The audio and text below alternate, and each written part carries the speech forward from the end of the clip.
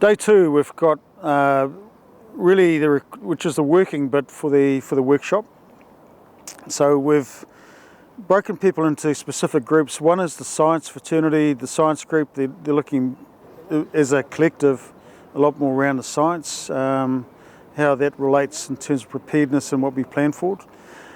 We have the emergency services collective that's made up of police, fire, civil defence, a number of other groups there, and we're looking specifically at the emergency services consideration for response and the ability to support the impact of how we respond post-impact of a tsunami in particular.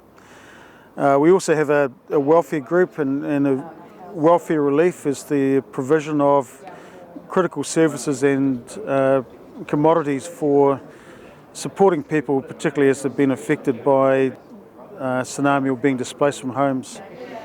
And then we have the Lifelines Utilities Collective, which is looking at our critical infrastructure, the risk posed to that, the impact in terms of what we need to perhaps plan forward for, both in terms of risk reduction and how we would look to restore our key utilities and lifelines.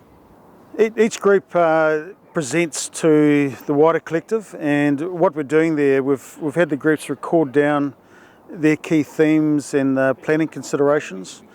What we're doing with those is capturing the content those groups have come up with, and what they do is, with the overall activity, sets the scene for what we'll be running in the new year for the detailed planning, and we take those planning considerations that the teams have developed to be the start state for what will be a detailed regional plan.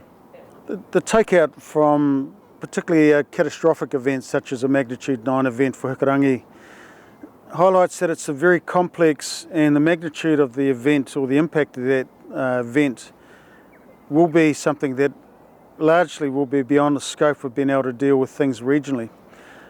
What it highlights, however, is the aspect or the focus on readiness. So readiness is around how we communicate and keep people aware to what the hazard is, and how then people have that level of preparedness for such a major event is actually quite a major focus for how we roll forward. So a good example of really what the groups are considering, you'll see the view of Gisborne behind me. Largely in that picture, at least 30% of what is visible is largely underwater or certainly be impacted by a tsunami.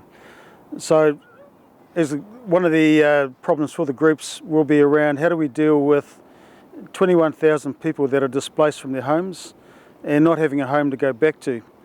So that in itself, really, within the ability to look at the consequences of the impact, is really where each of the groups focus on really the sort of planning considerations and preparedness for that.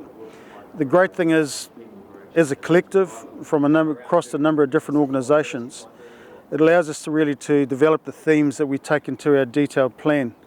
And the key focus of what the team are presenting and we're running over the course of the day, that information is actually quite valuable to us in the way that we'll look to wrap that up and reconfigure that information to the planning activity in the new year.